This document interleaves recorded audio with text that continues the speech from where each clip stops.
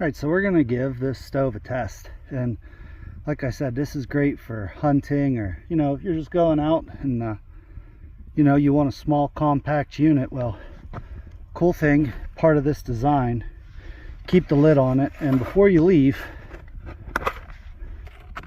right, you can cut up your firewood. So I just have my firewood, I have my tinder,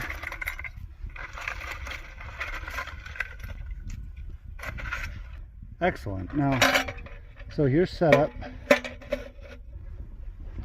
and it's just going to set like that. Not too worried about the snow. I do have my fuel cell to get her started.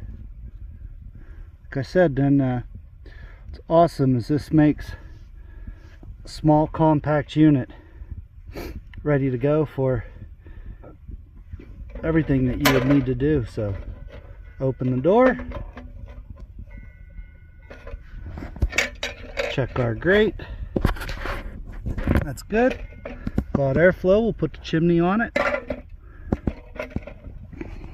and there you go. And then you've got a nice little stove. Alright, so I've got the fuel cell lit. Now I'm just going to start packing my fire material in. I can see the top starting to get hot.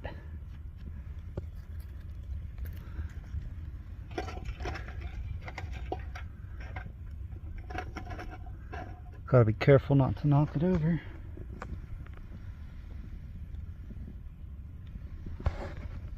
But it is burning in there.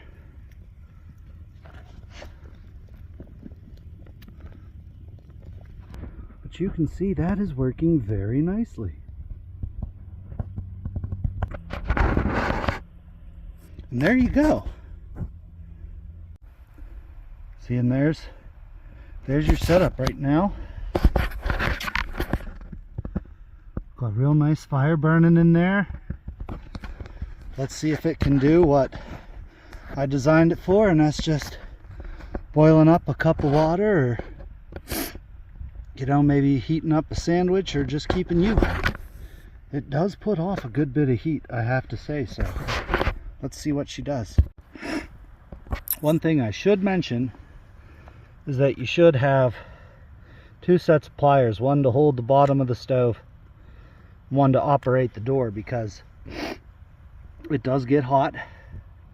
I do have some steam coming off my water now, and I am timing this just to see how long it takes to boil a cup of water. Not gonna lie, it's been about an hour. It is 20 degrees out. I've been working the kinks of just getting keeping the fire consistently going.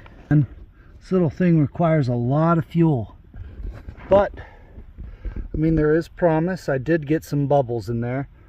I think I'm just losing a lot to heat, and this is still an experiment, but I'm definitely on the right track. So two things. Still at it, resetting this, but looking at my design.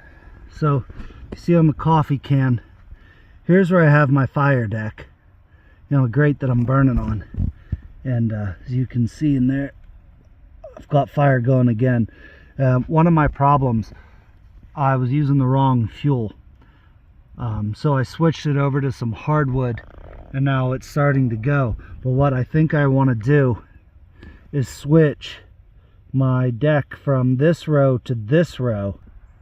I'm glad I decided to test this in my driveway and not 4 or 5 miles out having to wait on this. So this is a process. I'm still learning. If you guys have any input, I mean, please feel free, or if you'd like to try it or have your own design, I'd love to hear about it. Water still not boiling, so I know the door needs work. I want to drop the level of my fire.